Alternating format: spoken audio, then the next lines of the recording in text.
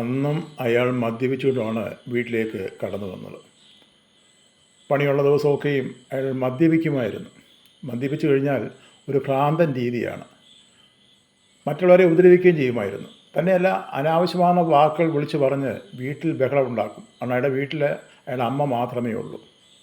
പലപ്പോഴും അമ്മയായിട്ട് വഴക്കുണ്ടാക്കി അമ്മയെ ഉപദ്രവിക്കുകയൊക്കെ ചെയ്യുന്ന ഒരു സ്വഭാവം ഉണ്ടായിരുന്നു. അന്നും മദ്യപിച്ച് കഴിഞ്ഞ് വന്ന് അമ്മയെ നല്ല ഒരു തള്ളയെന്നാണ് വിളിക്കുന്നത്. എന്തോ പറഞ്ഞു, പെട്ടെന്ന് ആ അമ്മയ്ക്കിട്ട് ഒരു ചവിട്ട് കൊടുത്തു. ഇയാൾ നല്ല ആരോഗ്യമുള്ളൊരു മനുഷ്യനാണ്. പണിക്ക് പോയി കഴിഞ്ഞാൽ കിട്ടുന്ന പൈസ കൊടുത്ത് മദ്യപിച്ച് ലക്ക് കെട്ട് അവിടെ ഇവിടെയും കിടന്നു. ലക്ക് കേട് മാറുമ്പം എണ്ണിച്ച് വീട്ടിൽ ചെല്ലുക. വീട്ടിൽ ചെന്ന് കഴിഞ്ഞാൽ അവിടെ ബഹളമുണ്ടാക്കുക, അയൽവക്കത്തുള്ളവരുമായിട്ട് പ്രശ്നമുണ്ടാക്കും. അങ്ങനെയൊക്കെയുള്ള സ്വഭാവമായിരുന്നു. ആ അമ്മയ്ക്ക് ഈ ഒരു മകൻ മാത്രമേ ഉണ്ടായിരുന്നുള്ളൂ. ഈ മകൻ്റെ സ്വഭാവം മാറും എന്നുള്ളത് വെച്ചുകൊണ്ടാണ് അമ്മ ഇവനെ കൊണ്ട് കല്യാണം കഴിപ്പിച്ചത്. കല്യാണം കഴിച്ച് ഏതാണ്ട് 1.5 വർഷക്കാലമേ ആ ഭാര്യ കൂടെ താമസിച്ചുള്ളൂ. ഈ മദ്യപാനം കാരണം ആ സ്ത്രീയും ഇവനെ വിട്ടിട്ട് പോയി. അയാൾക്ക് യാതൊരു കൂസലുമില്ലായിരുന്നു. അയാൾ ദിവസവും മദ്യപിക്കും. ആഴ്ച 2-3 ദിവസം പണിക്ക് പോകും. പണിക്ക് പോയി കഴിഞ്ഞാൽ കിട്ടുന്ന കാശ് കൊടുത്ത് മദ്യപിക്കുക. വീട്ടിൽ പഞ്ഞവും പട്ടിണിയുമാണ്. ഈ അമ്മ വഴക്ക് പറയുമായിരുന്നു. പലപ്പോഴും ഈ അമ്മ പറയുന്നത് കേൾക്കാതെ അയാൾ അമ്മയെ ഉപദ്രവിക്കുകയും ചെയ്യുമായിരുന്നു. അപ്പം നമുക്ക് ആ വീട്ടിൽ പോയിട്ട് അവിടുത്തെ വിവരങ്ങളൊക്കെ ഒന്ന് അറിയാം. അവിടെ ഒരു സംഭവം നടന്നിരിക്കുകയാണ് ആ വീട്ടിൽ. ഈ മനുഷ്യന് വീട്ടിൽ ചെന്ന് അമ്മയായിട്ട് വഴക്കുണ്ടാക്കി.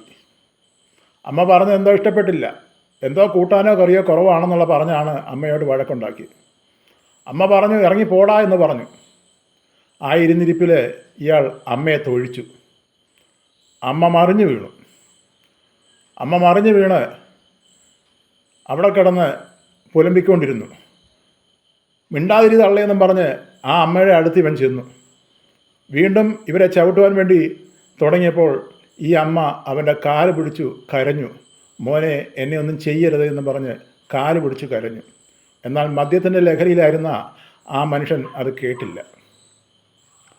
അയാൾ അവിടെ മൂലയ്ക്ക് വെച്ചിരുന്ന ഒരു കോടാലി ഉണ്ടായിരുന്നു. ആ കോടാലി എടുത്ത് ആ അമ്മയുടെ നേരെ വലിച്ച് വീശി. പെട്ടെന്നൊരു അമർച്ചയോടുകൂടി ഈ അമ്മ അവിടേക്ക് മറിഞ്ഞു വീണു. ഓടിക്കൂടിയ നാട്ടുകാരും എല്ലാം ചെന്ന് കണ്ട കാഴ്ച, തലയ്ക്ക് അടിയേറ്റ് ബോധരഹിതയായി കിടക്കുന്ന ആ തള്ളയാണ്. പലരും ചെന്നു. ഇവൻ അപ്പോഴത്തേക്കും വീട്ടിൽ നിന്ന് ഇറങ്ങി ഓടിക്കളഞ്ഞു. പലരും വന്ന് ഈ തള്ളയെ ആശുപത്രി കൊണ്ടുപോകാൻ വേണ്ടി ഒരുങ്ങി. വാഹനം പിടിക്കുവാൻ വേണ്ടി പലരും പോയി. പക്ഷേ വണ്ടി വരുവാൻ താമസിച്ചു.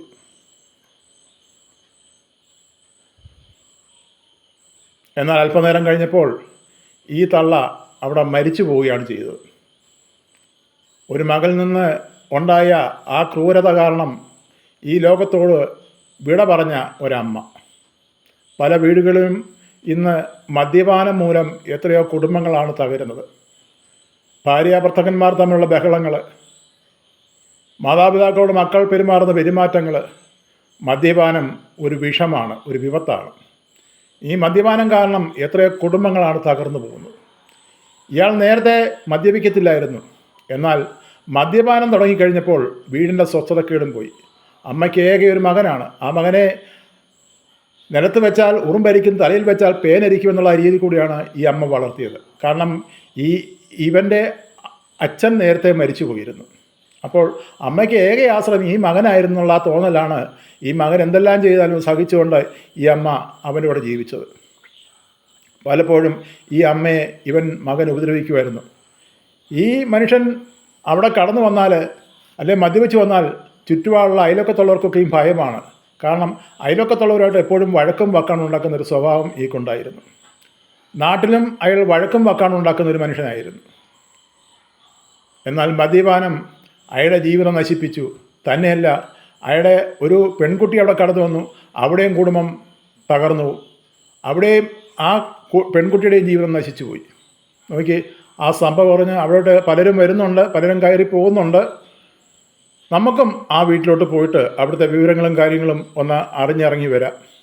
എന്തോ ഒരു ഭയങ്കരമാണ്. മനുഷ്യൻ്റെ സ്വഭാവങ്ങൾ മാറിക്കഴിഞ്ഞാൽ, മനുഷ്യൻ്റെ സ്വബുദ്ധി മാറിക്കഴിഞ്ഞാൽ എന്താണ് സംഭവിക്കുക? സ്വന്തം രക്തത്തിൽപ്പെട്ടവരെ പോലും തിരിച്ചറിയാൻ വയ്യാതായ അവസ്ഥകളല്ലേ. മദ്യപാനം എത്രയോ കുടുംബങ്ങളെ തകർത്ത് തരിപ്പണമാക്കി കളയുന്നു. മദ്യപാനം മനുഷ്യൻ്റെ ജീവിതത്തെ നശിപ്പിച്ച് കളയുന്നു. അനേകർ അവിടെ കടന്നു വന്നു, അനേകർ വിവരങ്ങൾ അറിഞ്ഞ് അങ്ങോട്ട് ചെല്ലുന്നുണ്ട്, അങ്ങോട്ട് പോകുന്നുണ്ട്. അപ്പോൾ മദ്യപാനം വേണ്ടാന്ന് വെച്ച് കഴിഞ്ഞാൽ നമ്മുടെ കുടുംബം രക്ഷപ്പെടും. അതാണ് ആവശ്യം. കുടുംബത്തിൻ്റെ സ്വസ്ഥത ആഗ്രഹിക്കുന്നവർ മദ്യപാനം ശീലമാക്കരുത്. നല്ല പണിയും ജോലിയും ഉണ്ടായിരുന്ന ഈ മനുഷ്യൻ്റെ അവസ്ഥ, ആ മനുഷ്യൻ ഇന്ന് ജയിലിലാണ്, വർഷങ്ങളായിട്ടും ജയിലിൽ കഴിയുകയാണ്. അന്നേരത്തെ മദ്യപാനത്തിനുണ്ടായ അന്നേരത്തെ കോപം, അവിടെ ആ മനുഷ്യൻ്റെ ജീവിതം നശിച്ചു.